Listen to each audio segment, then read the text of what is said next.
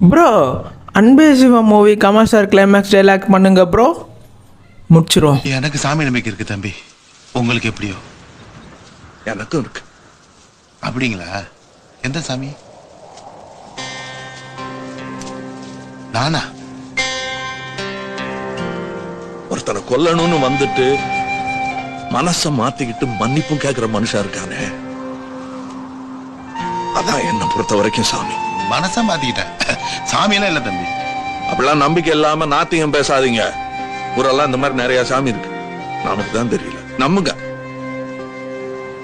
Thanks. வரேன். தம்பி தம்பி வந்துடாதீங்க, வந்து என் பொழப்ப கெடுத்துறாதீங்க. உங்க பொழப்ப கெடுக்க மாட்டேன், பொழைச்சு போங்க.